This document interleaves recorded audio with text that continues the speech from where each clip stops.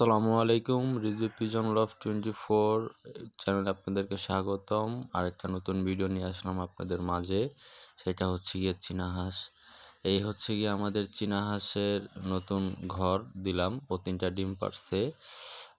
আরেকটা ডিম একটা নীল কেন মা? ও আচ্ছা। আচ্ছা আম্মা একটা দেশি ডিম দিছে ডিম পাড়ার জন্য। আর এমনিতে আছে ৩টা চীনা ডিম। ৩টা চীনা ডিম সরা রাখবো যাতে ও আরো ডিম পারে। হচ্ছে যে আমার বুদ্ধি আর কি সামনে আমরা রেখে দিই। চিনাগুলো দেখাচ্ছি। এই এই হচ্ছে গিয়ে সেই চীনা যে ডিম পারতেছে, সে ডিম পারতেছে। এটা হচ্ছে তার বাচ্চা কাচ্চা।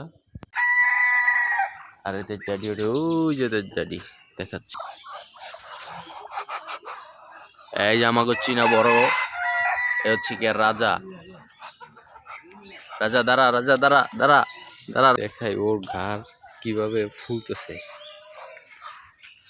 দেখেন ও কিভাবে ঘাড় ফুলাইছে। মানে ও ঠোকর দিব আর কি। ও হচ্ছে ওই জেমের বাপ। সবাই আমাদের এই চীনা হাঁসের জন্য দোয়া করবেন। সবাই চীনা হাঁসের জন্য দোয়া করবেন। আমি সবার কাছে দোয়া প্রার্থনা চাই যাতে আমার এই এরা যদি সুন্দর মতো ডিম টিম পারে। আমি আপনাদের দেখাবো ডিম যখন ফুটবে তখন একটা ভিডিও করে আপনাকে আমি দেখাবো যে কটা ফুটছে কিংবা কটা ডিম পারছে। সেই ভিডিওটা নিয়ে আসবো। এর জন্য সবাই পেজটাকে ফলো দিবেন, লাইক দিবেন, আমার পাশে থাকবেন, সাপোর্ট করবেন। ইনশাল্লাহ আমি দেখাবো আপনাদের খুঁটিনাটি বিষয়গুলো। ছোটোখাটো বিষয় আপনাদের মাঝে তুলে ধরবো। তবে চীনা হাঁসটা মোটামুটি লাভবান একটা হাঁস। ওর অতটা পানি পুনি লাগে না। চাইলে শুকনো থেকেও পালতে পারেন, ছাদের উপরে পালতে পারেন। তবে ডিমগুলো আমার মোটামুটি ভালোই। ওর শরীরে যে বস্তু সেটাও ভালোই স্বাদ হয়।